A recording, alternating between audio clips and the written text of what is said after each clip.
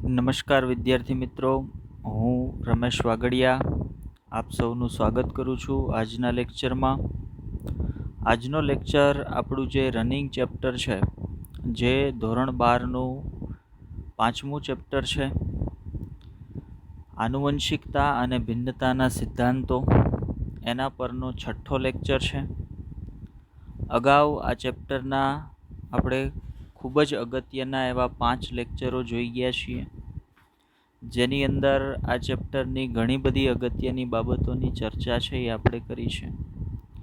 જેમ કે આપણે આનુવંશિકતા એટલે શું સમજ્યા, ભિન્નતા એટલે શું એની વાત કરી, જનીન વિદ્યા શું છે એની વાત કરી, જનીન વિદ્યાના પિતા મેન્ડલ વિશે વાત કરી, મેન્ડલના પહેલાં આનુવંશિકતાની અંદર કોણે કોણે કાર્ય કર્યું હતું એના સંદર્ભ વાત કરી, મેન્ડલના એક સંકરણના પ્રયોગની વાત કરી.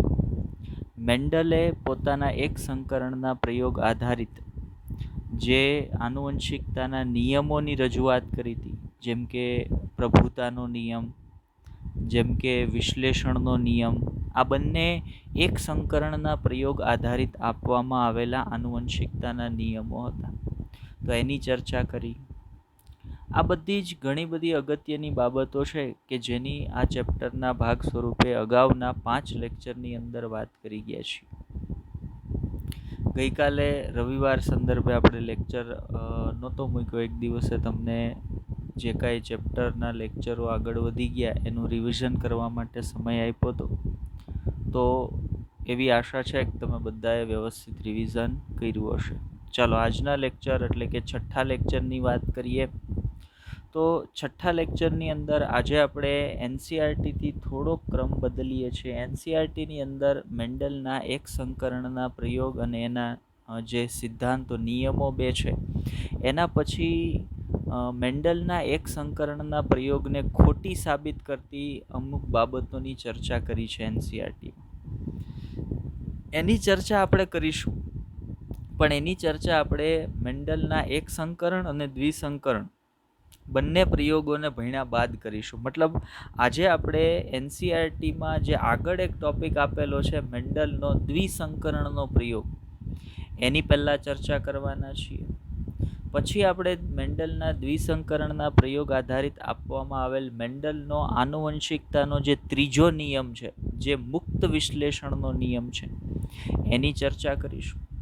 અને ત્યારબાદ એનસીઆરટીમાં જે બાબતો આપેલી છે એના પર જશું. હા, એનસીઆરટીની અંદર મેન્ડલનો દ્વિસંકરણનો પ્રયોગ પણ છે, પણ આપણે ક્રમ માત્ર ચેન્જ કર્યો છે. એનસીઆરટીની જ બાબતને ભણવાના છીએ, માત્ર ક્રમની અંદર થોડોક આપણે ફેરફાર કર્યો છે. હવે દ્વિસંકરણનો પ્રયોગ શરૂ કરતા પહેલાં આપણા મગજની અંદર એક સંકરણના પ્રયોગની થોડીક બાબતો ક્લિયર થવી જોઈએ. જેમ કે આપણે એક સંકરણનો પ્રયોગ ભણ્યા, એની અંદર આપણે શું શું બાબતો જોઈતી? તો ભાઈ પી પેઢી કોને કહેવાય, F1 પેઢી કોને કહેવાય, F2 પેઢી કોને કહેવાય, આ બાબત મારા મગજમાં ક્લિયર હોવી જોઈએ. બીજી બાબત મારા મગજમાં એ ક્લિયર હોવી જોઈએ કે ભાઈ પ્રભાવી જનીન કોને કહેવાય, પ્રચ્છન્ન જનીન કોને કહેવાય. ત્રીજી બાબત મારા મગજની અંદર હોવી જોઈએ F1 પેઢીની અંદર જે પ્રાપ્ત સંતતિઓ છે એનું F2 પેઢી માટેનું સંકરણ કરાવવા માટે જન્યુઓ કઈ રીતે બનાવવામાં આવે, આ મગજની અંદર મને હોવું જોઈએ. પુનેટ સ્ક્વેરનો કઈ રીતે ઉપયોગ કરી શકાય, પુનેટ સ્ક્વેરની અંદર કેટલા ખાનાઓ બને છે, એ મારા મગજની અંદર હોવું જોઈએ. જન્યુ કેટલા બનશે એના માટેનું મેં તમને એક સૂત્ર આપેલું છે, તો એ મારા મગજની અંદર હોવું જોઈએ. આ બધી બાબતો મારા ધ્યાનમાં હોવી જોઈએ. તો આપણે એક સંકરણ ઉપર જ આધારિત મેન્ડલનો જે દ્વિસંકરણનો પ્રયોગ છે ને એને ઇઝીલી સમજી શકીએ. ચલો, તો આપણે બીજી વધારાની ચર્ચા નથી કરતા અને એક દ્વિસંકરણના પ્રયોગની અંદર આગળ વધીએ છીએ. તો આજના લેક્ચરમાં આપણે વાત કરવાની છે મેન્ડલના દ્વિસંકરણના પ્રયોગ વિશે. ચાલો જોઈએ મેન્ડલના દ્વિસંકરણના પ્રયોગની અંદર આપણે કઈ બાબતનો અભ્યાસ કરવાનો છે, અથવા તો મેન્ડલનો દ્વિસંકરણનો પ્રયોગ ખરેખર છે શું. આપણે એનસીઆરટી પર પણ જશું, પણ પહેલાં હું તમને થોડીક સામાન્ય માહિતી સમજાવી દઉં. તો યાદ કરો, એક સંકરણનો પ્રયોગ ત્યાં આપણે એવું કીધું હતું કે ભાઈ જ્યારે સંકરણનો પ્રયોગ માત્ર એક જ લક્ષણને ધ્યાનમાં રાખીને કરવામાં આવે ને તો એને એક સંકરણ કહેવાય. પણ જ્યારે બે લક્ષણોને બે ભિન્ન લક્ષણોને ધ્યાનમાં રાખી અને જે સંકરણનો પ્રયોગ કરવામાં આવે ને એને દ્વિસંકરણનો પ્રયોગ કહેવાય. યાદ કરો, મેન્ડલના એક સંકરણના પ્રયોગમાં એક લક્ષણ શું હતું? એણે છોડની ઊંચાઈ લીધી હતી. મતલબ એક સંકરણના પ્રયોગ માત્ર છોડની ઊંચાઈના એક જ લક્ષણ માટે થઈ શકે એમ નહીં, પણ ઈ સંકરણનો પ્રયોગ એણે જ્યારે પણ કર્યો ને ત્યારે માત્ર ને માત્ર એણે એક જ લક્ષણ ધ્યાનમાં લીધું હતું. ઉદાહરણ તરીકે ઈ છોડની ઊંચાઈ હોય તોય ભલે, ઈ દાણાનો રંગ હોય તોય ભલે, ઈ પુષ્પનું સ્થાન હોય તોય ભલે, ઈ શીંગનો આકાર હોય તોય ભલે, શીંગનો રંગ હોય તોય ભલે, જ્યારે પણ એને એક સંકરણનો પ્રયોગ કર્યો ને ત્યારે આમાંથી કોઈ એક લક્ષણને જ માત્ર એને ધ્યાનમાં લીધું હતું, એની આનુવંશિકતાનો જ અભ્યાસ કર્યો, એટલે એને એક સંકરણનો પ્રયોગ કીધો. હવે બીજો પ્રયોગ જે એણે કર્યો એને દ્વિસંકરણનો પ્રયોગ કીધો. તો આપણે એક સંકરણના પ્રયોગ પરથી જ અંદાજ લગાવી શકીએ ને કે ભાઈ એને દ્વિસંકરણ કીધો છે, મતલબ અહીંયા બે ભિન્ન લક્ષણોને ધ્યાનમાં લીધા હશે, બે ભિન્ન લક્ષણોની આનુવંશિકતાને ધ્યાનમાં લીધી હશે, બે ભિન્ન લક્ષણોના વારસાગમનને ધ્યાનમાં લીધું હશે, એટલા માટે એને દ્વિસંકરણનો પ્રયોગ કીધો. યાદ રાખજો, મેન્ડલે પોતાના દ્વિસંકરણના પ્રયોગમાં કયા બે લક્ષણોને ધ્યાનમાં લીધા હતા? તો મેન્ડલે પોતાના દ્વિસંકરણના પ્રયોગમાં ધ્યાનમાં લીધેલ પહેલું લક્ષણ હતું દાણાનો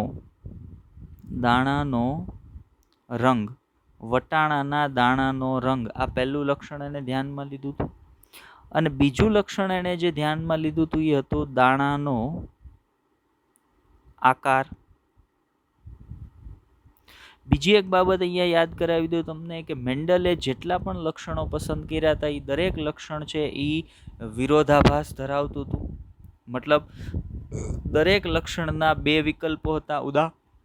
ઉદાહરણ તરીકે હું અહીંયા કહું દાણાનો રંગ એમ કહેવામાં આવે, માનો પહેલા એક સંકરણના પ્રયોગ પર તમને સમજાવું તો લક્ષણ હતું છોડની ઊંચાઈ એક જ, પણ એના બે વિરોધાભાસ હતા, કાં તો છોડ ઊંચા હોય અથવા તો છોડ નીચા હોય. એવી જ રીતે અહીંયા જે એણે બે લક્ષણ પસંદ કર્યા ને એ દરેક લક્ષણના પાછા બે વિરોધાભાસ હશે. ઉદાહરણ તરીકે દાણાનો રંગ, તો ભાઈ કાં તો વટાણાના દાણા છે એ પીળા રંગના હોય અથવા તો વટાણાના દાણા છે એ લીલા રંગના હોય. તો મતલબ દાણાના રંગનું જે લક્ષણ છે એના કેટલા? તો ભાઈ બે શક્યતાઓ છે, કાં તો વટાણાના છોડમાં જે દાણા ઉત્પન્ન થશે એનો રંગ પીળો હોય અથવા તો જે દાણા ઉત્પન્ન થશે એનો રંગ છે એ લીલો હોય. બીજું લક્ષણ એને પસંદ કર્યું દાણાનો આકાર. તો વટાણાના દાણા કાં તો ગોળ હોય અથવા તો ખરબચડા હોય. તો દાણાના આકાર માટે પણ બે વિકલ્પો થયા. મતલબ લક્ષણો બે છે પણ એની શક્યતાઓ કેટલી હશે? એની શક્યતાઓ 4 હશે. હવે એણે એક વટાણાના દ્વિસંકરણનો પ્રયોગ બે છોડ વચ્ચે કરાવ્યો, તો એમાં એણે એક જે છોડ પસંદ કર્યો ને એ હતો પીળા રંગના દાણા, પીળા અને ગોળ આકાર અને પીળા રંગના દાણા ધરાવતો છોડ વટાણાનો એણે પસંદ કર્યો હતો. અને બીજો છોડ જે એણે સંકરણ કરાવવા માટે પસંદ કર્યો હતો એ લીલા રંગના દાણા અને ખરબચડા દાણા ધરાવતો છોડ છે એ વટાણાનો પસંદ કર્યો હતો. તો આ બે છોડ વચ્ચે એણે સંકરણ કરાવ્યું હતું, પણ દરેક છોડમાં એણે આનુવંશિકતા માટે લક્ષણો કેટલા ધ્યાનમાં લીધા હતા? બે. દાણાનો રંગ જેની બે શક્યતા હતી, પીળા રંગના દાણા, લીલા રંગના દાણા, અને દાણાનો આકાર જેની બે શક્યતા હતી, ગોળ દાણા અને ખરબચડા દાણા. તો આ પ્રકારના બે લક્ષણોને ધ્યાનમાં રાખી અને મેન્ડલે પોતાનો દ્વિસંકરણનો પ્રયોગ છે એ કર્યો હતો. યાદ રાખો, દ્વિસંકરણના પ્રયોગના તમામ રિઝલ્ટ છે એ એક સંકરણના પ્રયોગના રિઝલ્ટ જેવા જ મળ્યા હતા. હવે એવું હું કઈ રીતે કહી શકું છું? તો સમજો, એક સંકરણના પ્રયોગનો સ્વરૂપ પ્રકારનો રેશિયો શું હતો? તો એક સંકરણના પ્રયોગનો સ્વરૂપ પ્રકારનો રેશિયો હતો 3:1. યાદ છે ને ભાઈ આપણને? 3:1 સ્વરૂપ પ્રકારનો રેશિયો. જનીન પ્રકારનો રેશિયો અલગ હતો, 1:2:1, પણ સ્વરૂપ પ્રકારનો રેશિયો શું હતો? 3:1. શું કામ 3:1? 3 છોડ F2 પેઢીની અંદર પ્રાપ્ત થતા 3 છોડ કેવા હતા? ઊંચા, અને એક છોડ કેવો હતો? નીચો. એટલે સ્વરૂપ પ્રકારનો રેશિયો આપણે કીધો તો 3:1. હવે આ 3:1 રેશિયો કેટલા લક્ષણ માટે મળ્યો હતો? એક લક્ષણ માટે. કેમ? તો ભાઈ એક સંકરણનો પ્રયોગ હતો. હવે દ્વિસંકરણનો પ્રયોગ છે એમાં કેટલા લક્ષણ છે?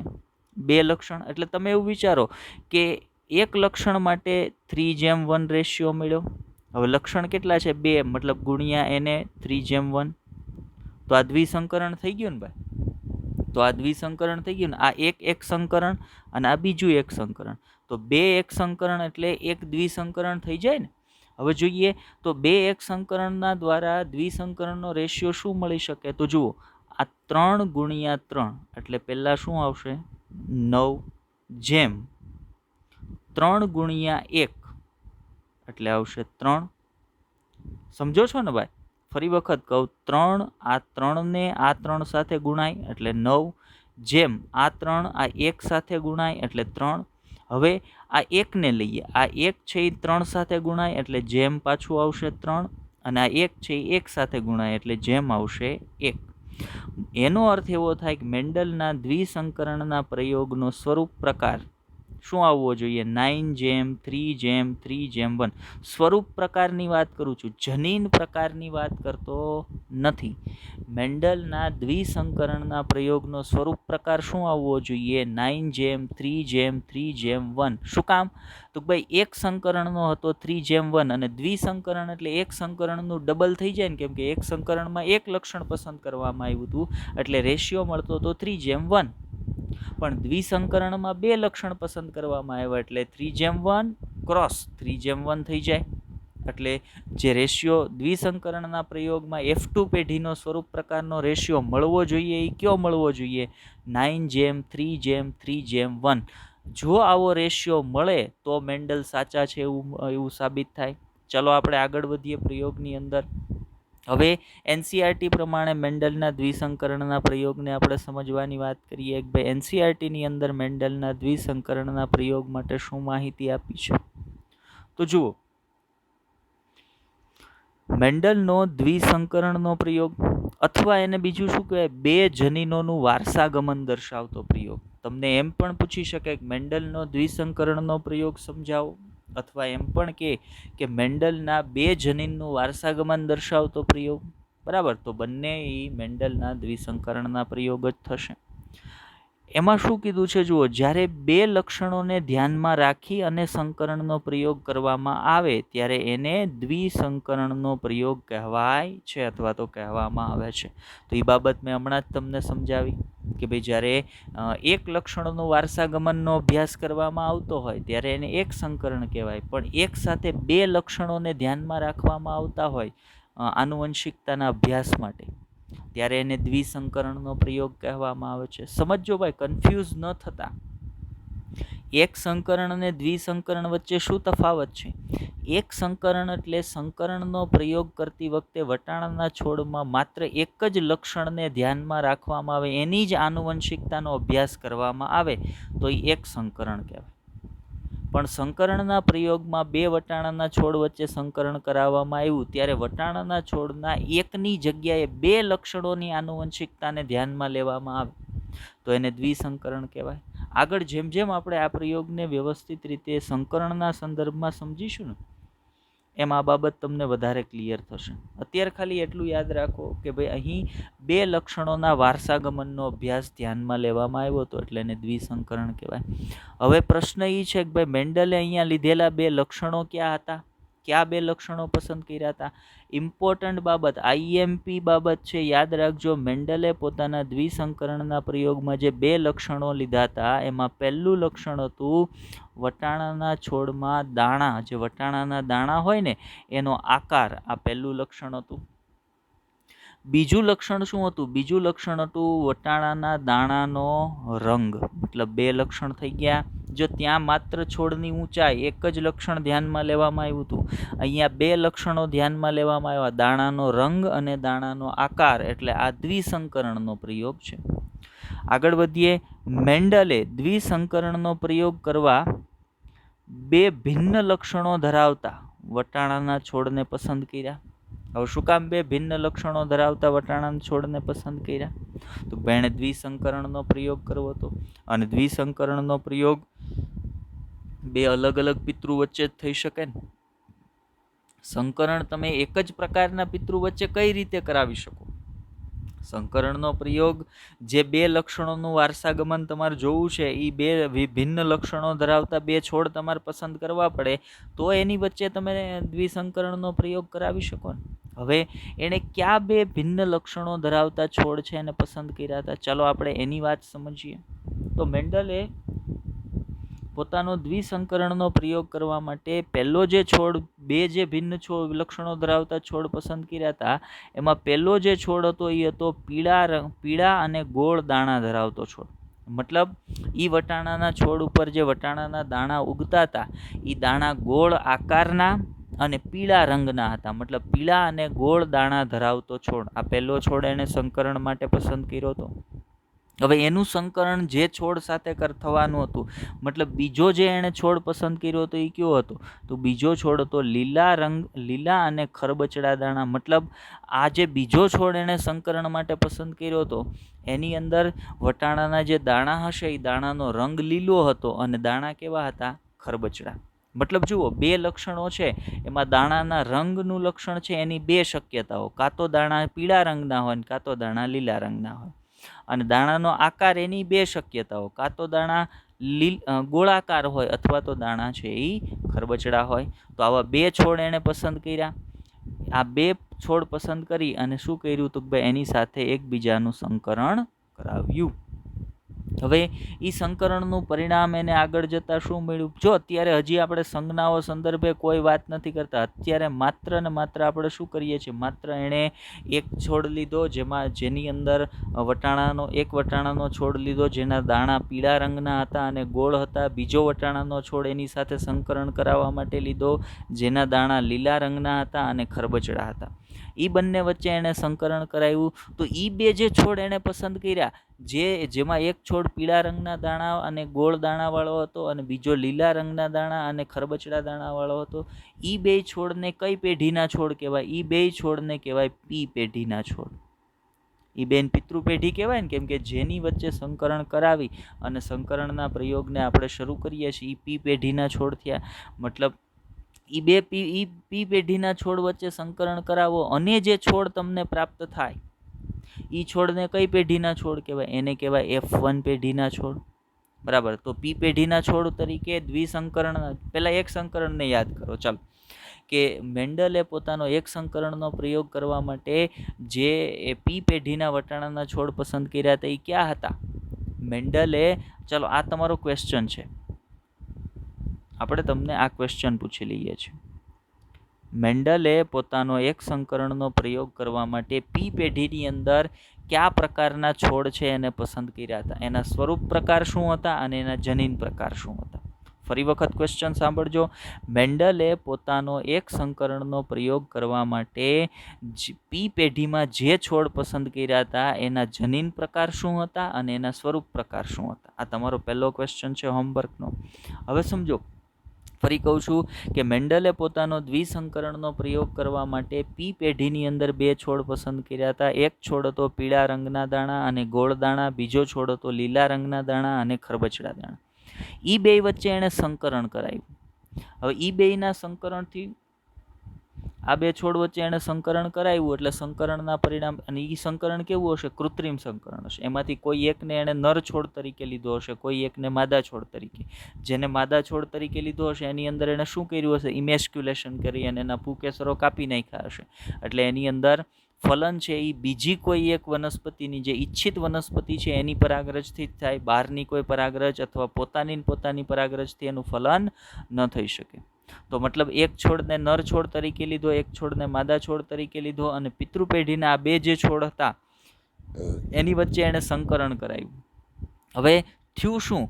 તો ભાઈ આ છોડ એટલે ક્યાં? પી પેઢીના જે બે છોડ હતા, આ છોડના સંકરણના પરિણામ સ્વરૂપે શું પ્રાપ્ત થશે? F1 પેઢીના છોડ પ્રાપ્ત થાય. હવે F1 પેઢીના જે છોડ એને પ્રાપ્ત થયા, એ F1 પેઢીના તમામ છોડ, સમજો, F1 પેઢીના, જો દ્વિસંકરણના પ્રયોગમાં પી પેઢીના છોડ પીળા રંગના દાણા અને ગોળ દાણા, બીજો છોડ લીલા રંગના દાણા અને ખરબચડા દાણા, એની વચ્ચે એણે સંકરણ કરાવ્યું. એ સંકરણના પરિણામ સ્વરૂપે જે છોડ એને પ્રાપ્ત થયા એને આપણે F1 પેઢીના છોડ કીધા. F1 પેઢીના તમામ છોડ, ધ્યાનથી સમજો, F1 પેઢીના દ્વિસંકરણના પ્રયોગમાં F1 પેઢીના તમામ છોડ કેવા પ્રાપ્ત થયા? પીળા અને ગોળ દાણાવાળા, પીળા રંગના અને ગોળ દાણાવાળા પ્રાપ્ત થયા. આનો અર્થ મારે શું સમજવાનો છે? આનો અર્થ મારે એ સમજવાનો છે કે મારે એક સંકરણના પ્રયોગ પરથી પાછું યાદ કરવાનું કે F1 પેઢીની અંદર તમામ છોડ જે પ્રકારના થાય એ લક્ષણ કેવા લક્ષણ હોય? એ લક્ષણ હંમેશા પ્રભાવી લક્ષણ હોય. F1 પેઢીના તમામ છોડ જે પ્રકારના હોય એ લક્ષણને એ જે લક્ષણ દેખાણું હશે ને એ લક્ષણને કેવું લક્ષણ કહેવાશે? એને પ્રભાવી લક્ષણ કહેવાય. કેમ કે F1 પેઢીના છોડ છે ને એ સમયુગ્મી ન હોય. જો P પેઢીના છોડ કેવા હશે? સમયુગ્મી હશે. પણ F1 પેઢીના છોડ કેવા હોય? વિષમયુગ્મી હોય. અને વિષમયુગ્મી હોવા છતાં પણ જે જનીન પોતાનું લક્ષણ દર્શાવે એ જનીન કેવું કહેવાય? પ્રભાવી. મતલબ F1 પેઢીના છોડ જે વિષમયુગ્મી હતા એ વિષમયુગ્મી હોવા છતાં એણે લીલા અને પીળા રંગ બે રંગની શક્યતામાંથી પીળા રંગની શક્યતા દર્શાવી અને ગોળ અને ખરબચડા દાણામાંથી એણે ગોળ દાણાની શક્યતા દર્શાવી. એનો અર્થ એવો થાય કે P પેઢીમાં જે બે છોડ લીધા હતા ને, જેમાં એક છોડ હતો પીળા રંગના દાણા અને ગોળ દાણા, બીજો ખરબચડા અને લીલા રંગના દાણા, એમાં પ્રભાવી જનીન કયો છોડ ધરાવે છે? તો ભાઈ પીળા રંગના દાણા અને ગોળ દાણાવાળો જે છોડ છે, એટલે મતલબ પીળા રંગ માટેનું જનીન અને ગોળ દાણા માટેનું જનીન, આ બે પ્રભાવી જનીન છે. જ્યારે ખરબચડા દાણા માટેનું જનીન અને લીલા રંગ માટેનું જનીન છે એ કેવા છે? પ્રચ્છન્ન જનીન છે. મતલબ તમે એમ કહી શકો કે વટાણાના છોડમાં પીળા રંગનું જનીન લીલા રંગના જનીન પર પ્રભાવી છે અને ગોળ દાણાનું જનીન ખરબચડા દાણા પર પ્રભાવી છે. મતલબ હવે મને એ ખબર પડી કે પ્રભાવી કોણ છે. હવે એક વખત પ્રભાવી ખબર પડી જાય એટલે હવે મારે સંજ્ઞાઓ નક્કી કરવી હોય તો હું કરી શકું ને. જો NCERT આ બાબતને પ્રશ્ન સ્વરૂપે તમને પૂછી લીધી છે. શું પૂછ્યું છે? જુઓ, તમે જણાવી શકો છો F1 પેઢીનું તમને રિઝલ્ટ મળ્યું. શું મળ્યું? બધા જ છોડ પીળા અને ગોળ દાણાવાળા મળ્યા. હવે NCERT પ્રશ્ન પૂછે કે તમે જણાવી શકો પીળા અને લીલા રંગ તથા ગોળ અને ખરબચડા આકારની જોડમાં કયા લક્ષણો પ્રભાવી હશે? તો હવે આપણે સ્પષ્ટપણે જણાવી શકીએ અને હમણાં આપણે જણાવ્યું પણ ખરું કે કોણ પ્રભાવી હશે. માનો એક વખત આપણને પ્રભાવી કોણ છે અને પ્રચ્છન્ન કોણ છે એ ખબર પડી જાય એટલે હવે આપણે જો સંજ્ઞાઓ નક્કી કરવી હોય તો કરી શકીએ. કેમ કે આપણે અગાઉ ક્યાંક ભણેલા છીએ કે હંમેશા જે પ્રભાવી હોય ને એને મોટી લિપિ એટલે કેપિટલ લેટરમાં લખાય અને પ્રચ્છન્ન હોય ને એને નાની લિપિ એટલે સ્મોલ લેટરમાં લખાય. તો જ્યાં સુધી આપણને એ ન ખબર પડે કોણ પ્રભાવી છે ત્યાં સુધી એને કેપિટલ લેટરમાં કેમ લખવું? જ્યારે આપણે શરૂઆતમાં લીધા પીળા રંગ અને ગોળ દાણા અને લીલો રંગ અને ખરબચડા દાણા, ત્યારે આપણને એ નહોતી ખબર કે બેમાંથી કોણ પ્રભાવી છે. પણ જેવું F1 પેઢીના છોડ મળ્યા એટલે આપણને ખબર પડી ગઈ કોણ પ્રભાવી છે. તો જે પ્રભાવી છોડ છે એના જનીનોને આપણે કેવા કેપિટલ લેટરમાં લખીશું અને જે પ્રચ્છન્ન છે એના જનીનોને આપણે સ્મોલ લેટરમાં લખીશું. ચાલો મેં અહીંયા લખી પણ દીધું છે. જો કે હવે આપણે જનીન પ્રકારની સંજ્ઞાઓ નક્કી કરીએ. તો પહેલું લક્ષણ આપણે લઈએ પીળા રંગના દાણા. મતલબ લક્ષણ પહેલું કયું હશે? દાણાનો રંગ. એમાં પહેલી શક્યતા કઈ? પીળા રંગના દાણા. તો પીળા રંગના દાણા માટે, પીળા એટલે યલો, યલો માટે આપણે સંજ્ઞા અથવા તો યલો માટે આપણે સંજ્ઞા નક્કી કરી વાય. અને એ પીળો રંગ છે એ પ્રભાવી છે એટલે વાય કેવો લખશું આપણે? Capital Y. જુઓ અહીંયા મેં કેપિટલ વાય એવું લખી દીધું છે. કેપિટલ વાય બરાબર. તો પીળા રંગ માટે આપણે કારકો અથવા તો જનીનો શું સંજ્ઞાઓ શું પસંદ કરી? Capital Y. હવે તો ભાઈ બીજું લક્ષણ કયું છે? લીલો રંગ. તો લીલો રંગ કેવો છે? પ્રચ્છન્ન. તો લીલા રંગ માટે આપણે સ્મોલ લેટર પસંદ કરીએ, સ્મોલ વાય. અહીંયા તમારે એવું પણ જો લીલા રંગ માટે તમે લીલો રંગ વિચારશો ને તો મગજમાં એવું આવશે તો લીલા રંગ માટે તમે એલ કેમ નક્કી નથી કરતા? કેમ વાય જ નક્કી કર્યો? પણ તમારે અહીંયા એવું વિચારવાનું કે પીળા રંગના દાણા છે એટલે કેપિટલ વાય અને સામેની બાજુએ લીલા રંગના છે એમ નથી કહેવાનું. એની જગ્યાએ મગજમાં એવું રાખવાનું પીળા રંગના નથી. તો પીળા રંગના છે એના માટે કેપિટલ વાય, જે પીળા રંગના નથી એના માટે સ્મોલ વાય. એટલે લીલા રંગ માટે કેવી સંજ્ઞા નક્કી કરશું? Small Y. એવી જ રીતે જો F1 પેઢીમાં મળેલા દાણાનો આકાર કેવો હતો? તો ભાઈ ગોળ દાણા હતા. મતલબ ગોળ દાણા છે એ પ્રભાવી લક્ષણ થયું. તો ગોળ દાણા માટે જે આપણે સંજ્ઞા નક્કી કરશું એ મોટી લિપિ એટલે કેપિટલ લેટરમાં. એટલે અહીંયા લખીએ કેપિટલ આર. અને ખરબચડા દાણા, તો ખરબચડા દાણાને ખરબચડા છે એમ ધ્યાનમાં રાખવા કરતાં એમ રાખવાનું ગોળ નથી. તો ગોળ છે એના માટે કેપિટલ આર સંજ્ઞા હોય તો ગોળ નથી એના માટે સંજ્ઞા કઈ થઈ જશે? Small R. તો હવે આપણે ચાર પ્રકારના બે લક્ષણોની જે 4 શક્યતાઓ છે, એ ચારે શક્યતાઓ માટે સંજ્ઞા પસંદ કરી લીધી. જ્યાં પીળા રંગના દાણા માટે કેપિટલ વાય. તો આપણને એમ જો પહેલા જ દિવસે એક સંકરણના પ્રયોગમાં આપણે તમને કીધું હતું કે જનીન ક્યારેય એકલું ન હોય, જનીન હંમેશા જોડીમાં હોય. જનીન એકલું કેમાં હોય? જનીન એકલું હોય જન્યુની અંદર, કેમ કે જન્યુ છે એ તો અર્ધીકરણ દ્વારા બને. એટલે પિતૃના જે જનીનની જોડ હોય એમાંનો એક જન્યુ એક જનીન એક જન્યુમાં આવ્યું છે, બીજું જનીન બીજા જન્યુમાં આવ્યું છે. એટલે જન્યુની અંદર જનીનની સંખ્યા એક હોય, પણ પિતૃની અંદર જન્યુ હંમેશા જનીન હંમેશા જન્યુ નહીં, પિતૃની અંદર જનીન હંમેશા કેવા હોય? જોડીમાં હોય. એટલે પીળા રંગના લક્ષણ માટે આપણે એક જોડી લખી કેપિટલ વાય. લીલા રંગ માટે સ્મોલ વાય. ગોળ દાણા માટે કેપિટલ આર અને ખરબચડા દાણા માટે સ્મોલ આર. તો મતલબ મને મગજમાં બેસી ગયું કે કયા પ્રકારની સંજ્ઞાઓ છે આપણે કઈ રીતે નક્કી કરી. હવે એ સંજ્ઞાઓ આધારિત આપણે સંકરણમાં કયા છોડ છે ને એ લીધા હતા એને જોઈએ. તો જુઓ, હવે ફરી પાછા આપણે પી પેઢીથી જ સંકરણને શરૂ કરશું. તો મેન્ડલે શું કર્યું હતું? તો ભાઈ મેન્ડલે પહેલા એક લીધો પીળા રંગનો અને ગોળ દાણાવાળો છોડ. એટલે અહીંયા તમે જોઈ શકો છો આ પીળા રંગનો અને ગોળ દાણાવાળો છોડ છે. અને બાજુમાં લીધો લીલા રંગનો અને ખરબચડા દાણાવાળો છોડ. અને આ બેયને એણે પી પેઢીના છોડ તરીકે લીધા. આ છે એ પી પેઢીના છોડ થશે, પી પેઢીના છોડ તરીકે લીધા. હવે એણે શું કર્યું? જો ગોળ દાણા માટે સંજ્ઞા નક્કી કરી કેપિટલ આર, અને પીળા રંગ માટે સંજ્ઞા નક્કી કરી કેપિટલ વાય. એવી જ રીતે ખરબચડા દાણા માટે એણે સંજ્ઞા નક્કી કરી સ્મોલ આર, અને લીલા રંગ માટે સંજ્ઞા નક્કી કરી સ્મોલ વાય. મતલબ એણે જે છોડ પસંદ કર્યો હતો એ છોડ કેવો હતો? એણે જે છોડ પસંદ કર્યો હતો એ હતો કેપિટલ આર, કેપિટલ વાય. અને બીજો જે છોડ પસંદ કર્યો હતો એ કેવો હતો? એ છોડ હતો સ્મોલ આર, સ્મોલ વાય. હવે અહીંયા જો એક સંકરણના પ્રયોગમાં દરેક છોડ માટે આપણે એક જ જોડ લખતા હતા, કેપિટલ ટી, સ્મોલ ટી. પણ અહીંયા કેપિટલ આર, કેપિટલ વાય એવું એક છોડ માટે બે જોડ કેમ લખીએ છીએ? તો યાદ કરો તમે લક્ષણ કેટલા ધ્યાનમાં લીધા છે? ત્યાં એક જ લીધું હતું એટલે એક જોડ લખતા હતા જનીનની, પણ અહીંયા બે લક્ષણ લીધા છે એટલે બે જોડ લખીએ છીએ. મતલબ મેન્ડલે પોતાના એક સંકરણના પ્રયોગ માટે એક છોડ જે પસંદ કર્યો હતો એ કયો હતો? એ હતો કેપિટલ આર, કેપિટલ વાય. અને બીજો જે છોડ એણે પસંદ કર્યો હતો એ કયો હતો? બીજો જે છોડ પસંદ કર્યો એ હતો સ્મોલ આર, સ્મોલ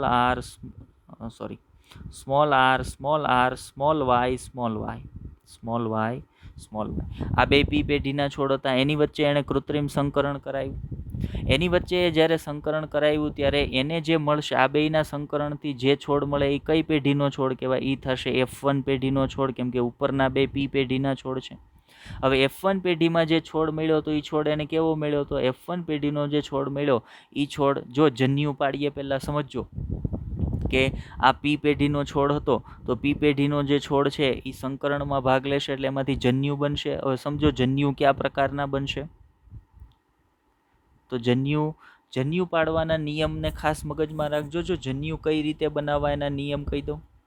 તો જન્યુની અંદર હંમેશા ખાસ યાદ રાખજો, જન્યુ બનાવવાના નિયમ. આગળ આ પ્રકારના પ્રશ્ન તમને પૂછાશે અને ત્યારે જો જન્યુ યોગ્ય રીતે તમને બનાવતા આવડતા છે તો એ પ્રશ્નને તમને બહુ ઇઝીલી સોલ્વ કરી શકશો. ચાલો સમજીએ જન્યુ કઈ રીતે બનાવી શકાય.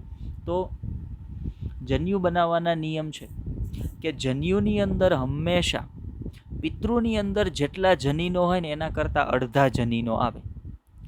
જન્યુની અંદર હંમેશા પિતૃની અંદર જેટલા જનીનો હોય ને એની કરતાં અડધા જનીન આવે. તો ચાલો અહીંયા નક્કી કરીએ. અહીંયા જે પહેલો પિતૃ છે એની અંદર જનીનોની કુલ સંખ્યા 4 છે. એવી જ રીતે આ પિતૃમાં પણ જનીનોની કુલ સંખ્યા 4 છે. મતલબ એના જન્યુની અંદર જનીનોની સંખ્યા કેટલી આવે? 2 આવશે. તો આ પહેલી વાત તમને ખબર પડી ગઈ. બીજી વાત યાદ રાખજો કે જ્યારે દ્વિસંકરણનો પ્રયોગ હોય અને પિતૃની અંદર જનીનોની 2 જોડી હોય, જનીનો જો પિતૃની અંદર 2 સંકરણ છે એટલે 2 જનીનોને ધ્યાનમાં લીધા હશે અને દરેક જનીન હંમેશા જોડીમાં હોય એટલે પિતૃની અંદર જનીનોની 2 જોડી હશે અને દરેક જોડીમાં 2 જનીનો હશે. તો પિતૃની અંદર જે જનીનની દરેક જોડીમાં 2 જનીનો આવેલા છે, એમાંથી જન્યુમાં હંમેશા એક જાય. એટલે એવું ક્યારેય નહીં બને કે એક જન્યુમાં 2 આર ભેગા જાય કે એક જન્યુમાં 2 વાય ભેગા જાય. હંમેશા દરેક જન્યુમાં એક આર જશે અને એક વાય જશે. ક્યારેય એવું ન બને ક્યારેય જન્યુમાં 2 આર. જો એક વસ્તુ ફરજિયાત છે, જન્યુની અંદર પિતૃમાં 4 છે, પિતૃમાં 4 જનીન છે, એટલે જન્યુમાં 2 જનીન તો આવવાના જ છે. પણ એ 2 જનીન છે એ ક્યારેય એક જ જોડીના 2 નહીં હોય. 2 જોડીમાંથી એક એક જનીન આવશે. ઉદાહરણ તરીકે માનો અહીંયાથી એક આર આવશે અને અહીંયાથી એક વાય આવશે. તો જે જન્યુ બનશે ને એ કેવું બનશે? Capital R capital Y. એવી જ રીતે બીજો જન્યુ બનશે અહીંયાથી આવી રીતે, તો બીજો જન્યુ બનશે કેપિટલ આર કેપિટલ વાય. મતલબ પહેલો જે છોડ છે એ પહેલા છોડની અંદરથી એક જ પ્રકારના, ઓલું સૂત્ર યાદ કરો, 2 to the power n, n ની કિંમત મૂકો 0, એક પણ પ્રકારનો, જો n ની કિંમત શું આવશે? 0, કેમ કે એક પણ પ્રકારની વિષમયુગ્મી પરિસ્થિતિ નથી. હવે એક પણ પ્રકારની વિષમયુગ્મી પરિસ્થિતિ નથી એટલે જન્યુ હંમેશા કેટલા બનશે? તો ભાઈ જન્યુ બનશે 1. કંઈ નથી, 0 છે એટલે જન્યુ 0 છે એટલે એની જગ્યાએ 1 મૂકી દઈએ આપણે, તો એક જન્યુ બનશે. એ એક પ્રકારનો જન્યુ બનશે, સંખ્યા નથી, પ્રકાર છે. એક જ પ્રકારનો જન્યુ. જુઓ, આ જન્યુ છે કેપિટલ આર કેપિટલ વાય અને આ જન્યુ છે કેપિટલ આર કેપિટલ વાય. એટલે સંખ્યા ભલે 2 દર્શાવી પણ એનો પ્રકાર કેવો છે? તો ભાઈ એક જ પ્રકારના જન્યુ બને છે. અને એ જન્યુ જુઓ અહીંયા લખી દીધા છે, કેપિટલ આર કેપિટલ વાય. આ છોડમાંથી પીળા રંગના દાણા અને ગોળ દાણાવાળા છોડમાંથી જે જન્યુ બન્યો એ છે કેપિટલ આર કેપિટલ વાય. એવી જ રીતે લીલા રંગની અંદરથી નિયમને અનુસરો તો 2 જન્યુ બનશે, સમાન પ્રકારના 2 જન્યુ બનશે, જ્યાં દરેક જન્યુમાં એક કેપિટલ આર એક સ્મોલ આર જશે અને એક સ્મોલ વાય જશે, એક સ્મોલ આર અને એક સ્મોલ વાય. તો આ પ્રકારના 2 જન્યુ અહીંયા બનશે.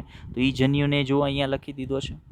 હવે જ્યારે આ બંને જન્યુ ભેગા થાય અને F1 પેઢીનો છોડ બનાવે ત્યારે F1 પેઢીના છોડમાં જનીન બંધારણ શું આવે?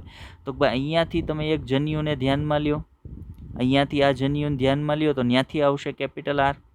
આ બાજુથી જુઓ તો આવશે સ્મોલ આર. આ બાજુથી પાછું જુઓ એટલે આવશે કેપિટલ વાય અને આ બાજુથી જુઓ એટલે આવશે સ્મોલ વાય. તો મતલબ F1 પેઢીના જનીનનું જનીન બંધારણ કેવું હશે, અથવા એનો F1 પેઢીના છોડનો જનીન પ્રકાર કેવો હશે? કેપિટલ આર, ફરી વખત capital R, small R, capital Y, small Y. હવે અહીંયા એક કેપિટલ આર છે અને એક કેપિટલ વાય છે. હવે કેપિટલ આર છે એ પ્રભાવી લક્ષણ દર્શાવે, કેપિટલ વાય પણ પ્રભાવી લક્ષણ દર્શાવે. ભલે સ્મોલ આર અને સ્મોલ વાય છે પણ એ એવા જનીન છે જે પ્રચ્છન્ન છે. પ્રચ્છન્ન ક્યારેય પ્રભાવીની હાજરીમાં પોતાનું લક્ષણ બતાવે નહીં. એટલે એટલા માટે થઈને F1 પેઢીના તમામ છોડ કેવા બની ગયા? F1 પેઢીના તમામ છોડ બની ગયા ગોળ અને પીળા દાણાવાળા. ગોળ દાણા અને પીળા રંગના દાણાવાળા બની ગયા. તો યાદ રાખજો, મેન્ડલના દ્વિસંકરણના પ્રયોગમાં F1 પેઢીમાં પ્રાપ્ત તમામ છોડ કેવા હશે? તમામ છોડ હશે ગોળ અને પીળા રંગવાળા. શું કામ? તો ભાઈ પીળા રંગનું લક્ષણ છે લીલા રંગ પર પ્રભાવી છે અને ગોળ દાણાનું લક્ષણ એ ખરબચડા દાણા પર પ્રભાવી છે. ચાલો, તો F1 પેઢી સુધી કઈ રીતે સંકરણ થયું એ મને સમજાઈ ગયું. જન્યુ કઈ રીતે બન્યા એ પણ મને સમજાઈ ગયું. હવે જોઈએ F1 પેઢીનો છોડ જે છે એ F1 પેઢીનો છોડ આગળ F2 પેઢીના સંકરણ માટે કઈ રીતે વધશે. તો જુઓ, અહીંયા મેં લખી દીધું છે. શું લખી દીધું છે? જ્યારે F1 પેઢીના છોડ capital R small R capital Y વચ્ચે સ્વફલન કરાવવામાં આવ્યું. હવે માનો કે હું અહીંયા છોડ લખી દઉં છું, capital R small R capital Y small Y. બીજો છોડ છે capital R small R capital Y small Y. હવે આ છોડ છે એ F1 પેઢીનો છોડ છે, આ છોડ F1 પેઢીનો છે. આ બે વચ્ચે સ્વફલન કરાવવામાં આવ્યું, મતલબ સંકરણ કરાવવામાં આવ્યું. તો સંકરણમાં પ્રવેશ એટલે પહેલાં શું કરે? આ છોડ છે એ જન્યુ બનાવે. હવે જન્યુ બનાવવા માટેનું સૂત્ર 2 ટુ ધી પાવર n. અહીંયા પણ 2 ટુ ધી પાવર n.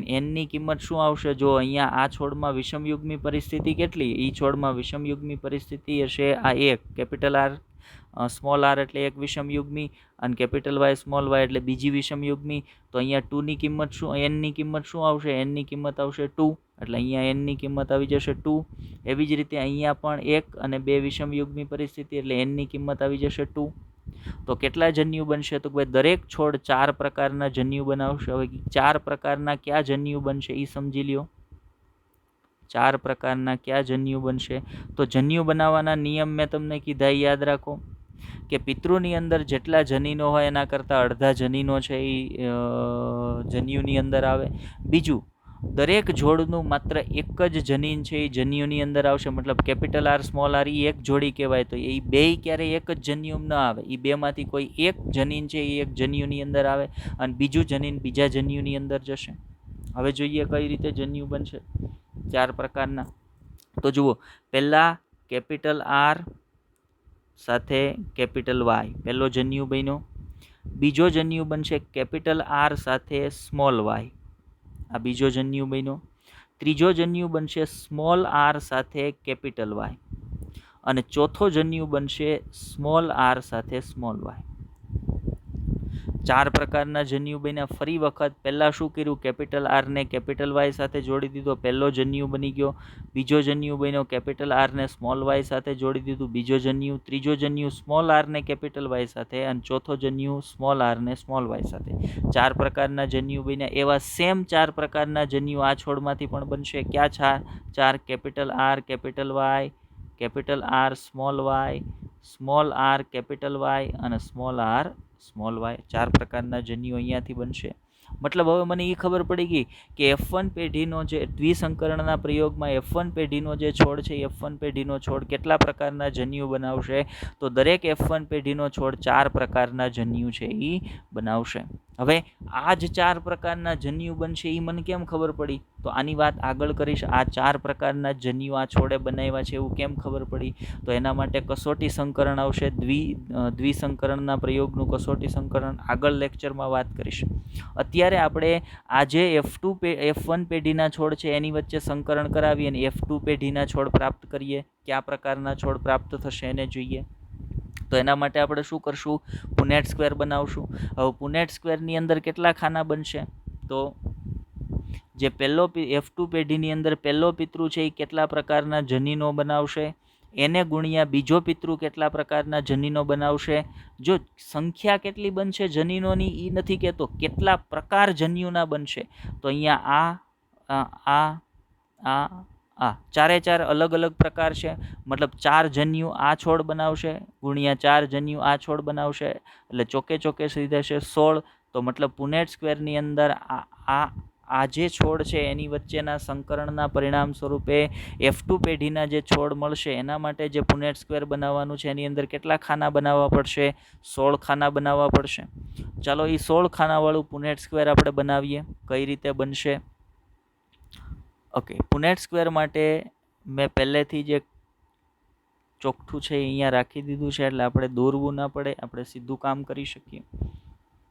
હવે પુનેટ સ્ક્વેરનો નિયમ છે કે હંમેશા જન્યુને ઉપરની રોની અંદર અને કોલમની અંદર ગોઠવી દેવા. ચાલો હું જન્યુને ગોઠવી દઉં. તો જન્યુ આવશે કેપિટલ આર, જન્યુ આવશે કેપિટલ આર કેપિટલ વાય પહેલો જન્યુ. બીજો જન્યુ આવશે કેપિટલ આર સ્મોલ વાય. ત્રીજો જન્યુ આવશે સ્મોલ આર કેપિટલ વાય. ચોથો જન્યુ આવશે સ્મોલ આર સ્મોલ વાય. આ થયા એક છોડના, એટલે માનો કે આ નર છોડ છે એમ સમજી લ્યો. તો અહીંયા માદા છોડના જન્યુ તમારે લખવા પડશે ને ભાઈ બીજી બાજુએ. ચલો માદા છોડના જન્યુ આવા સેમ પ્રકારના જ હશે કેમ કે બે F1 પેઢીના છોડ છે ને બે સેમ છોડ છે. તો માદા છોડના જન્યુ હશે capital R capital Y, capital R small Y, small R capital Y, small R small Y. હવે પુનેટ સ્ક્વેરની અંદર છોડ કયા પ્રકારના બનશે એને જોઈ લઈએ. તો જુઓ ધ્યાનથી કે આ અને આ જન્યુ જોડાય, આ અને આ જન્યુ જોડાય એટલે જે છોડ બનશે એનું જનીન પ્રકાર કેવો હશે? તો અહીંયાથી આવશે કેપિટલ આર, આ બાજુથી પણ આવશે કેપિટલ આર એટલે બે કેપિટલ આર થઈ ગયા અહીંયાથી આવશે કેપિટલ વાય અને આ બાજુથી આવશે કેપિટલ વાય. તો આ જે છોડ બનશે એનો જનીન પ્રકાર થશે capital R capital R capital Y. કેમ કે કેપિટલ આર અહીંયાથી આવ્યો, એ જ કેપિટલ આર અહીંયાથી આવ્યો, એવી જ રીતે કેપિટલ વાય અહીંયાથી આવ્યો, કેપિટલ વાય અહીંયાથી આવ્યો. એટલે આ છોડના જનીન પ્રકાર, આ છોડનો જનીન પ્રકાર બની ગયો. કેમ કે આ નર જન્યુ છે, આ માદા જન્યુ છે, બે ભેગા થયા ત્યારે યુગ્મનજ બન્યો જેમાંથી છોડ બનવાનો છે. તો યુગ્મનજનો જે જનીન પ્રકાર હશે એ જ છોડનો જનીન પ્રકાર હશે. બરાબર? ઓકે. હવે એની પછી બનાવીએ તો સાથે સાથે બોલતા જજો ભાઈ. બરાબર? ત્યાં તમે લેક્ચર જોતા હોય ત્યારે બહુ શરમ નહીં રાખવાની, આપણે આજુબાજુમાં કોઈ બેઠું છે, સાથે સાથે બોલતું જવાનું એટલે આપણને વધારે આઈડિયા આવે. તો બનશે અહીંયા છોડ capital R capital R capital Y small Y. Very good. ચાલો પછી બનશે capital R small R capital Y. Good. પછી બનશે capital R small R capital Y small Y. બરાબર? અહીંયા આવીએ પાછા, અહીંયા બનશે capital R capital Y small Y. અહીંયા બનશે કેપિટલ આર સ્મોલ વાય. અહીંયા બનશે capital R small R capital Y small Y. અહીંયા બનશે કેપિટલ આર સ્મોલ વાય. એવી જ રીતે અહીંયા capital R small R capital Y. એવી જ રીતે capital R small R capital Y small Y. Small R capital Y. એવી જ રીતે small R capital Y small Y. બરાબર? આગળ વધીએ એનાથી. Capital R small R capital Y small Y. Capital R small Y. એવી જ રીતે અહીંયા બે ક્યાં હશે? અહીંયા બે હશે સ્મોલ આર. તમે અહીંયા હું નથી લખી શકું એમ, આપણે બાર નડે છે એટલે તમે લખજો સાથે સાથે બનાવો ત્યારે, અને સાથે સાથે જ બનાવતા જજો. અને બને ત્યાં સુધી જન્યુઓની ગોઠવણી ભલે આમાંથી જોઈન કરો. આ કોષ્ટક છે એ તમે તમારી જાતે બનાવજો એટલે તમને આઈડિયા આવશે. પુનેટ સ્ક્વેર તમારી જાતે બનાવજો. અહીંયા આવશે small R capital Y small Y, અને એના પછી આવશે સ્મોલ આર સ્મોલ વાય. મતલબ આપણને દ્વિસંકરણના પ્રયોગમાં F2 પેઢીમાં કેટલા છોડ મળશે? 16 છોડ મળશે. F2 પેઢીની અંદર દ્વિસંકરણના પ્રયોગમાં F2 પેઢીમાં કેટલા છોડ મળશે? 16 છોડ મળશે. હવે એ છોડ છે એ કયા પ્રકારના હશે ને એ મારે ધ્યાનમાં રાખવાનું છે. તો હવે સમજો, મને ખબર છે કેપિટલ વાય જ્યાં હશે, જો પહેલાં જ કહી દઉં, જ્યાં કેપિટલ વાય હશે એ છોડ હંમેશા પીળા રંગના દાણા ઉત્પન્ન કરશે. જ્યાં કેપિટલ આર હશે એ છોડ હંમેશા ગોળ દાણા ઉત્પન્ન કરશે. જે જગ્યાએ કેપિટલ વાયની ગેરહાજરી હશે ને બે સ્મોલ વાય હશે એ લીલા રંગનો છોડ ઉત્પન્ન કરશે. અને જે જગ્યાએ કેપિટલ આરની ગેરહાજરી હશે, બંને સ્મોલ આર હશે, તો એ ખરબચડા દાણા છે એ ઉત્પન્ન કરશે. ચાલો હવે જોઈએ. તો આ પુનેટ સ્ક્વેરમાં જે 16 છોડ છે એમાંથી પહેલાં આપણે નક્કી કરીએ પીળા અને ગોળ દાણાવાળા છોડ ક્યાં ક્યાં હશે. બરાબર? તો પીળા એટલે કેપિટલ વાય અને ગોળ એટલે કેપિટલ આર. તો આ છોડ છે એ પીળા અને ગોળ દાણાવાળો હશે. બરાબર? પછી અહીંયા આવો, આ છોડ પણ પીળા અને ગોળ દાણાવાળો હશે. કેમ કે એની અંદર એક જે વાયની જોડી છે એમાં એક કેપિટલ વાય છે અને એક હોય તોય એ પીળો રંગ તો ઉત્પન્ન કરે છે. એવી જ રીતે આની અંદર પણ થશે પીળા દાણા અને ગોળ દાણા, કેમ કે કેપિટલ આર છે અને કેપિટલ વાય પણ છે. એવી જ રીતે અહીંયા પણ થશે પીળા અને ગોળ દાણાવાળા. બરાબર? અહીંયા આવો તો અહીંયા પણ પીળા અને ગોળ.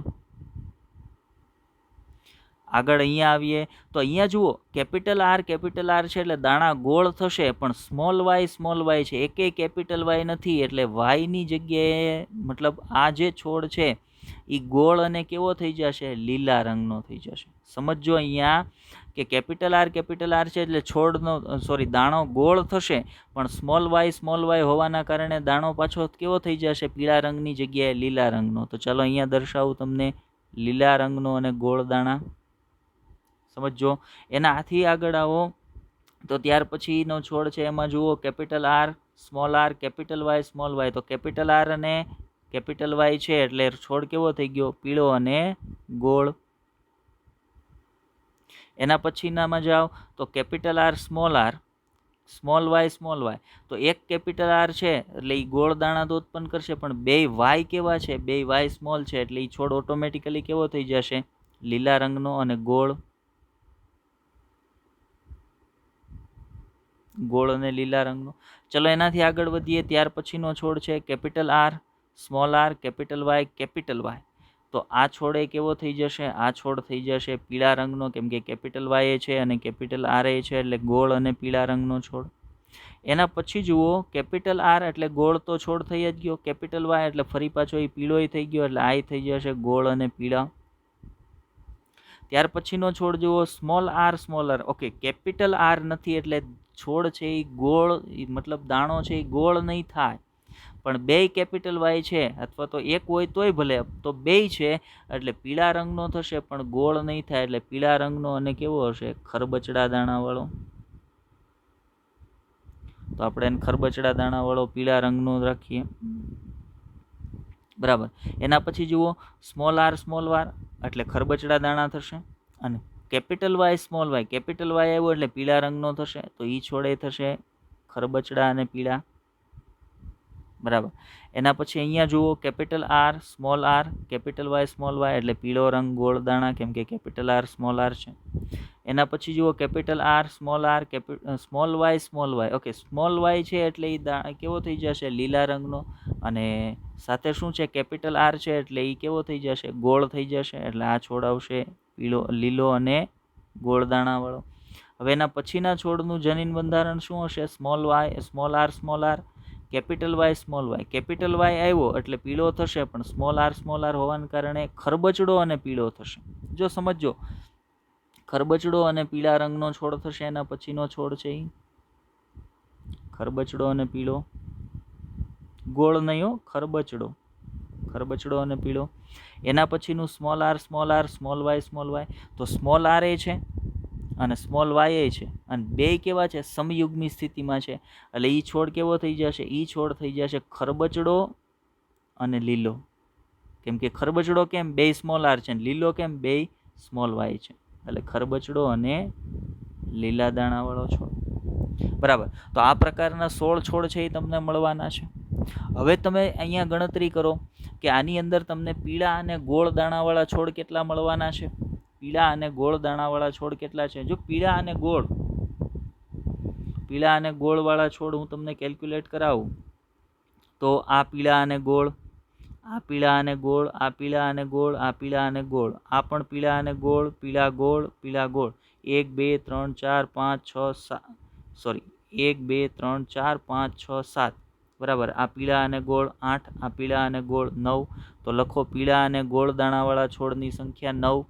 હવે જુઓ પીળા અને ખરબચડા દાણાવાળા, તો આ પીળા અને ખરબચડા, આ પીળા અને ખરબચડા, આ પણ પીળા અને ખરબચડા, એ સિવાય કોઈ પીળા અને ખરબચડા નથી એટલે લખો 3. પછી જુઓ લીલા અને ગોળ દાણાવાળા, તો આ લીલા અને ગોળ, આ લીલા અને ગોળ, આ લીલા અને ગોળ, તો 3 છોડ એવા છે કે જે લીલા અને ગોળ છે. પછી જુઓ લીલા અને ખરબચડા કેટલા છે?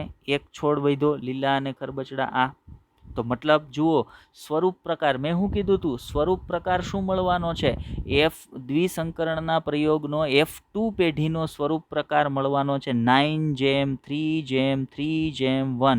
કારણ દ્વિસંકરણ એ એક સંકરણનું 2 વખતનો ગુણાકાર છે.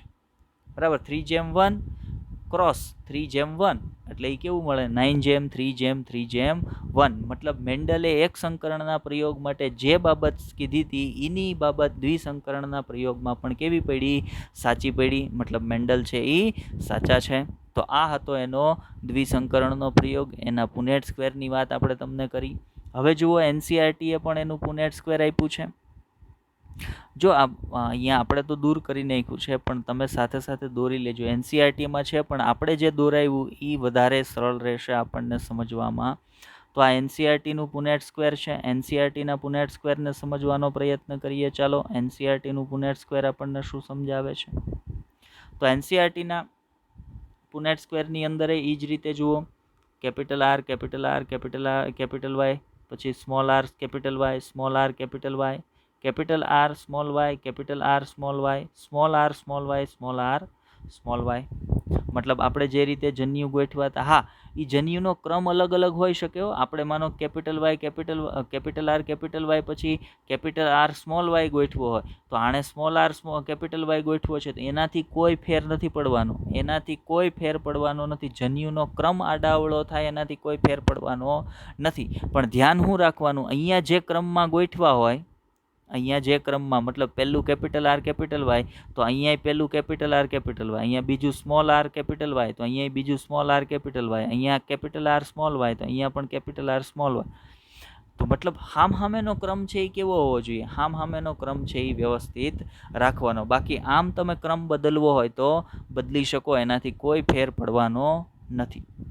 હવે જુઓ, મેં તમને જે ગણાવ્યા હતા એ જ જુઓ તમે. તો મેં તમને જે ગણાવ્યા હતા એ છોડ ક્યાં હતા? 9 છોડ પીળા અને ગોળ, 3 છોડ પીળા અને ખરબચડા, 3 છોડ લીલા અને ગોળ, અને 1 છોડ લીલા અને ખરબચડા. 9:3:3:1. તો એ કયો રેશિયો થઈ ગયો? એનો રેશિયો થઈ ગયો સ્વરૂપ પ્રકારનો. આપણે કેટલા રેશિયો જોઈએ છે? 2 જોઈએ છે. જનીન પ્રકારનો જોઈએ છે અને સ્વરૂપ પ્રકારનો જોઈએ છે. અત્યારે મને માત્ર કયો ક્લિયર થયો? હજી મને સ્વરૂપ પ્રકારનો રેશિયો ક્લિયર થયો. F2 પેઢીનો દ્વિસંકરણના પ્રયોગનો જનીન પ્રકારનો રેશિયો આપણે આગળ જોશું. ચલો, બીજી તમારે વાત 9:3:3:1 ને યાદ રાખો. હવે જનીન પ્રકારની વાત કરીએ તો સમજો, આનું જનીન પ્રકાર જુઓ અલગ છે. બાકી આ જે પહેલો છોડ છે ને એનું જનીન પ્રકાર જેવું બીજા કોઈનું જનીન પ્રકાર નહીં હોય. મતલબ તમે લખો, એક અલગ છે જનીન પ્રકાર 1, એક જનીન પ્રકાર. પછીના આ અને આ 2 છોડ છે ને એનું જનીન પ્રકાર જુઓ અલગ હશે. એવું જનીન પ્રકાર બીજા કોઈનું નહીં હોય, એટલે લખો 1:2. પછીના જે છોડ છે એનું જનીન પ્રકાર આપણે જોઈએ. આ છોડ છે ને એના જેવું જનીન પ્રકાર તમને બીજા કોઈનું નહીં મળે. એના જેવું જનીન પ્રકાર તમને બીજા કોઈનું નહીં મળે. એટલે પાછું લખીએ 1, લખીએ 1, બરાબર. એના પછી જો આ 2 છોડ છે ને એના જેવું જનીન પ્રકાર આના અને આના જેવું જનીન પ્રકાર બીજા કોઈનું તમને નહીં મળે. એટલે પાછું એ 2 અલગ જનીન પ્રકાર ધરાવે છે, લખીએ 2. પછી જુઓ, આના જેવું આ 4 છોડ છે ને, આ 4 છોડ ક્રમમાં, આ 4, એ 4નું જનીન પ્રકાર સરખું હશે, અને એના જેવું બીજા કોઈનું જનીન પ્રકાર નહીં હોય, એટલે પછી લખીએ 4, બરાબર. પછી જુઓ, આનું અને આનું જનીન પ્રકાર આ બેયનું સરખું છે, એના જેવું જનીન પ્રકાર બીજા કોઈનું નહીં હોય, એટલે પછી પાછા લખીએ આપણે શું? 2, બરાબર. પછી જુઓ, આના જેવું જનીન પ્રકાર કોઈનું નહીં હોય, એટલે પછી પાછા આપણે લખીશું 1, બરાબર. પછી આના જેવું આ બેનું જનીન પ્રકાર જેવું બીજા કોઈનું જનીન પ્રકાર નહીં હોય, એટલે એના પછી લખીએ આપણે 2. અને પછી આના જેવું જનીન પ્રકાર કોઈનું નહીં હોય, એટલે છેલ્લે શું લખીશું? 1. તો જુઓ, 1:2:1:2:1:2:4:2:1:1. આ થયો દ્વિસંકરણના પ્રયોગનો જનીન પ્રકાર.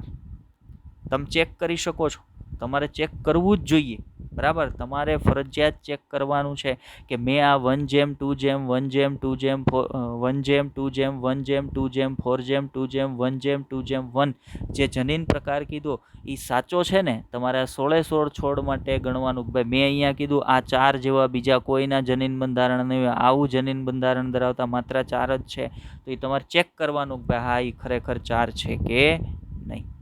ક્લિયર? ઓકે, ચલો આગળ વધીએ એનાથી. તો જનીન પ્રકાર પહેલાં મેં સ્વરૂપ પ્રકાર સમજાવ્યો, તો હવે જનીન પ્રકારે સમજાવી દીધો કયા પ્રકારનો હશે. ચલો એનાથી આગળ વધીએ. ઓકે, હવે જુઓ, અહીંયા મેં કીધું દ્વિસંકરણના પ્રયોગનો સ્વરૂપ પ્રકાર. શું કીધો તો આપણે? 9 છોડ કેવા હતા? પીળા અને ગોળ દાણાવાળા. 3 પીળા અને ખરબચડા દાણાવાળા. 3 લીલા અને ગોળ દાણાવાળા. અને 1 લીલા અને ખરબચડા દાણાવાળા. મતલબ 9:3:3:1. આ થઈ ગયો દ્વિસંકરણના પ્રયોગનો સ્વરૂપ પ્રકાર. આગળ વધીએ. દ્વિસંકરણના પ્રયોગનો જનીન પ્રકાર જુઓ. 1:2:1:2:4:2:1:2:1.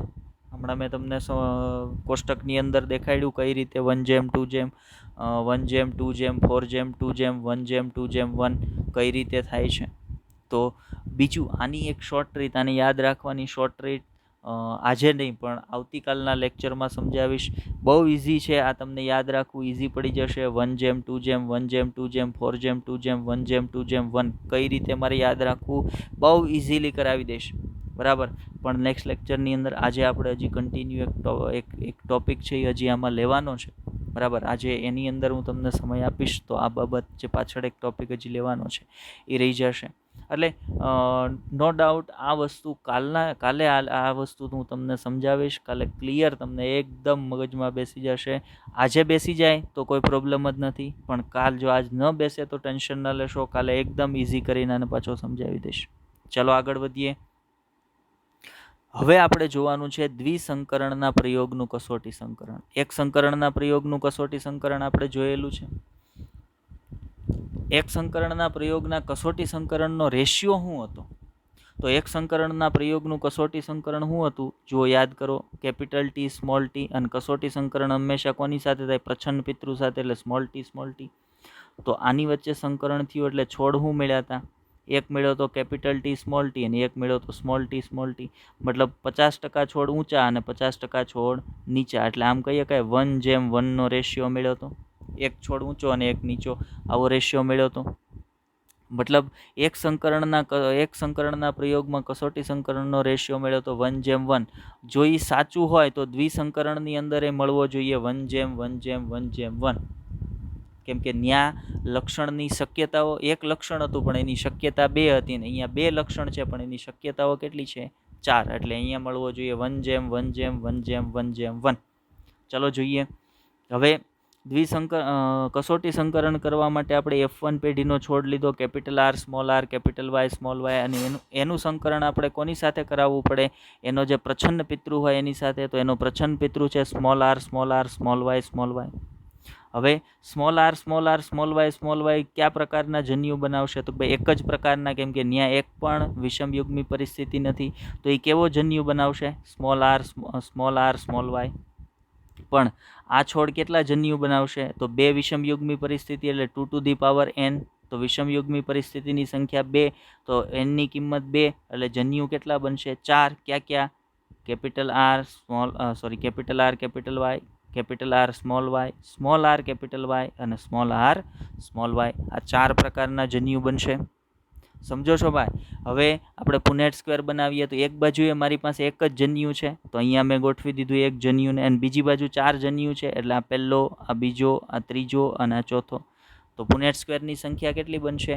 જો પુનેટ સ્ક્વેરની સંખ્યા જુઓ, અહીંયા 4 પ્રકારના જન્યુ છે, અહીંયા એક જ પ્રકારનો 4 ગુણ્યા 1 કેટલા પુનેટ સ્ક્વેર બનશે? 4 જ પુનેટ સ્ક્વેર બનશે. હવે એ 4 પુનેટ સ્ક્વેરમાં પહેલો પુનેટ સ્ક્વેર કયો છે? પહેલા પુનેટ સ્ક્વેરમાં જે છોડ બનવાનો એનો જનીન પ્રકાર capital R capital Y small y. બીજો capital R small y small y. ત્રીજો small r capital Y small y. અને ચોથો small r small y small y. મતલબ એક છોડ કેવો બન્યો? પીળા અને ગોળ દાણા. એક છોડ કેવો બન્યો? ગોળ અને લીલા દાણા. એક છોડ કેવો બન્યો? ખરબચડા અને પીળા દાણા. અને એક છોડ કેવો બન્યો? ગોળ અને લીલા દાણા. મતલબ 1:1:1:1 રેશિયો આવ્યો. આ એ કસોટી સંકરણ ઉપરથી બીજી એક વસ્તુ તમને શું ખબર પડશે? તો આગળ મેં જ્યારે F1 પેઢીના છોડના જે જન્યુ બનાવ્યા ત્યારે તમને કીધું હતું કે F1 પેઢીના છોડે આ જ 4 જન્યુ બનાવ્યા છે. એ કેમ ખબર પડી? તો જુઓ, આ બાજુથી આવતા જન્યુ તો સમાન પ્રકારના જ છે ને. તો મતલબ જે છોડની અંદર જે ફેરફાર આવ્યો એ કયા તરફના જન્યુના કારણે આવ્યો હશે? આ તરફના જન્યુના કારણે. હવે જો આ તરફથી 4 પ્રકારના અલગ અલગ જન્યુ ન બન્યા હોય તો 4 પ્રકારના છોડ મળી શકે? ન મળી શકે, કેમ કે આ તરફથી તો જન્યુ એક જ પ્રકારનો આવવાનો છે. અને જો આ તરફથી 2 સમાન પ્રકારના જન્યુ હોય તો એની સાથે આ જન્યુ ભળે તો 2 સમાન પ્રકારના છોડ મળવા જોઈએ. પણ 2 સમાન પ્રકારના નથી મળતા અને 4 અલગ અલગ પ્રકારના મળે છે. એનો અર્થ એવો થાય કે F1 પેઢીનો જે છોડ છે દ્વિસંકરણના પ્રયોગમાં એ કેટલા પ્રકારના જન્યુ બનાવે છે? તો ભાઈ 4 પ્રકારના જન્યુ બનાવે છે. ક્લિયર થઈ વાત ભાઈ? ઓકે, તો આ વાત આપણે કરવાની હતી દ્વિસંકરણના પ્રયોગનું કસોટી સંકરણ. કસોટી સંકરણ હંમેશા કેવું કોની સાથે થાય? પ્રચ્છન્ન પિતૃ સાથે, અને રેશિયો એનો શું આવે? 1:1:1:1. તો આ દ્વિસંકરણના કસોટી સંકરણની વાત આપણે કરી. ચાલો આગળ વધીએ. ઓકે, તો આજના લેક્ચરની અંદર આપણે દ્વિસંકરણ સંદર્ભે આટલી બાબતોની વાત છે એ કરવાની હતી.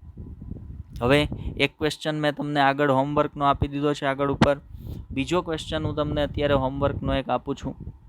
ધ્યાનથી સાંભળજો. એ જે હોમવર્કનો ક્વેશ્ચન છે એ કે એક સંકરણના પ્રયોગ આધારિત છે કે જો ધ્યાનથી સાંભળજો, એક સંકરણના પ્રયોગમાં, ધ્યાનથી સાંભળજો, એક સંકરણના પ્રયોગમાં F1 પેઢીનો છોડ ટી પ્રકારનું જનીન ધરાવતો જન્યુ બનાવે છે. મતલબ ટી પ્રકારનું જનીન ધરાવતી પરાગરજ બનાવે છે. એક સંકરણના પ્રયોગમાં F1 પેઢીનો છોડ જ્યારે સંકરણમાં ભાગ લે ત્યારે એનો જે છોડ છે એ ટી જનીન ધરાવતી, માત્ર એક જ જનીન આવશે એટલે ટી જનીન ધરાવતી પરાગરજ બનાવી. તો હવે ટી જનીન ધરાવતી પરાગરજ સામેનો જે માતૃ છોડ છે એના કેપિટલ ટી જનીન ધરાવતા અંડકોષ અને સ્મોલ ટી જનીન ધરાવતા અંડકોષનું ફલન કરવાની શક્યતા કેટલી? આ જે કેપિટલ ટી ધરાવતી પરાગરજ છે એનું સામેનો જે માદા છોડ છે એની અંદરથી બનેલ કેપિટલ ટી જન્યુ ધરાવતો અંડકોષ અને સ્મોલ ટી જન્યુ ધરાવતા અંડકોષનું ફલન કરવાની શક્યતા કેટલા ટકાની છે? આ તમારો બીજો ક્વેશ્ચન છે. પછીનો ક્વેશ્ચન જોઈએ આપણે. પછીનો ક્વેશ્ચન આપણે તમને આપીએ છીએ કે એક સંકરણના પ્રયોગ આધારિત જ આપણે તમને ક્વેશ્ચન આપશું. ઓકે, એક સંકરણના પ્રયોગ આધારિત ક્વેશ્ચનને થોડીક વાર જવા દઈએ. આપણે તમને એક ક્વેશ્ચન આપીએ છીએ કે capital T, small T, capital Y, small Y, capital R અને કેપિટલ એ, સ્મોલ એ, આ છોડ કેટલા જન્યુ ઉત્પન્ન કરશે? આ છોડ કેટલા પ્રકારના જન્યુ છે, કેટલા પ્રકારના જન્યુ છે એ ઉત્પન્ન કરશે? તો એક પ્રશ્ન મેં આગળ લેક્ચર દરમિયાન જ તમને આપી દીધો હતો. બીજા બે ક્વેશ્ચન મેં તમને અત્યારે આપ્યા. તો કુલ ક્વેશ્ચન કેટલા થઈ ગયા? 3 ક્વેશ્ચન થઈ ગયા. ઓકે, આજના લેક્ચરની અંદર હોમવર્કમાં આપણે તમને 3 જ ક્વેશ્ચન આપીએ છીએ. નેક્સ્ટ લેક્ચરની અંદર આપણે તમને મેન્ડલના દ્વિસંકરણના પ્રયોગ આધારિત જે મુક્ત વિશ્લેષણનો નિયમ છે એને સમજાવીશું. એ સિવાય થોડાક જીનેટિક્સના ચેપ્ટરના થોડાક ક્વેશ્ચન અહીંયા તમને આપણે સમજાવીશું. એને સોલ્વ કઈ રીતે કરવા, મતલબ આપણે ક્વેશ્ચન જ અહીંયા લેશું અને એને સોલ્વ કરતાં તમને શીખવાડીશું. બીજું, ફિનોટાઇપ કઈ રીતે કેલ્ક્યુલેટ કરી શકાય, જીનોટાઇપ કઈ રીતે કેલ્ક્યુલેટ કરી શકાય, જન્યુ માટેનું તો એક સૂત્ર મેં તમને આપી જ દીધું છે, તો એ બધા માટેના સૂત્ર તમને શીખવાડીશું. આ બધી બાબતો વિશે નેક્સ્ટ લેક્ચરની અંદર વાત કરીશું.